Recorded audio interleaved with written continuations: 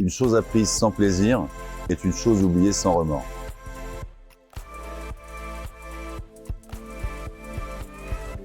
Alors moi je suis John Ayoun, je suis entrepreneur depuis l'âge de 16 ans. J'ai commencé par importer des produits de Madagascar que j'ai vendus sur les marchés à l'île de Ré.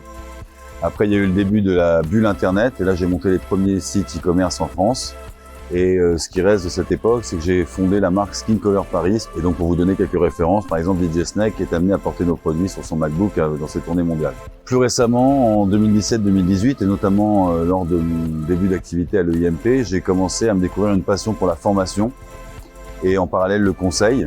Et donc voilà, aujourd'hui on peut considérer que je suis un peu entre les deux, entre le consultant et le formateur sur des thématiques liées à l'innovation et au marketing.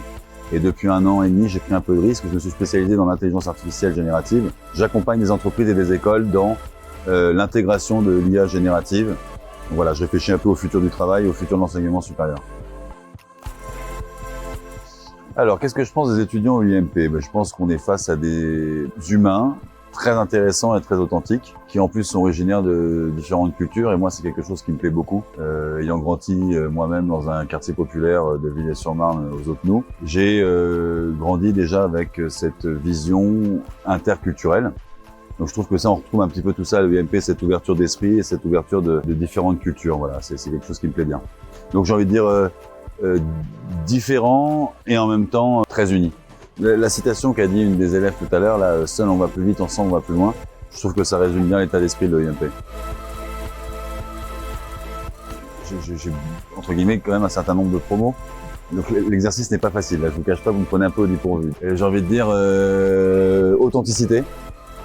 Authenticité, ça je pense que c'est un terme qu'on peut dire et qu'on retrouve dans tous les groupes. Bienveillance.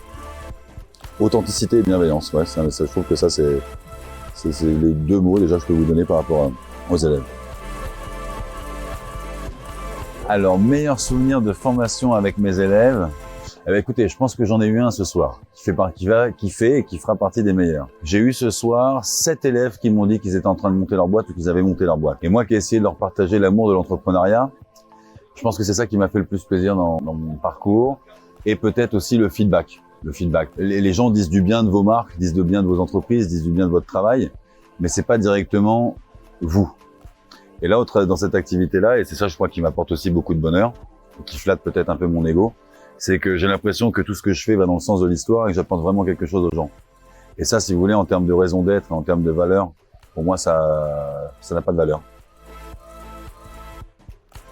Je leur dirais de ne pas considérer que le diplôme est une fin en soi, d'accord? C'était déjà le cas il y a 10 ans en arrière, c'est déjà le cas il y a 20 ans en arrière. C'est un petit peu moins le cas aujourd'hui et ça va l'être de moins en moins. C'est-à-dire qu'aujourd'hui, il va falloir qu'on, tous, c'est pas que les étudiants, c'est vous, c'est moi, c'est tous nos métiers, vont être considérablement impactés par l'intelligence artificielle générative et leur dire que la compétitivité de l'humain face à l'IA générative réside dans nos compétences comportementales et notre capacité à anticiper ses usages.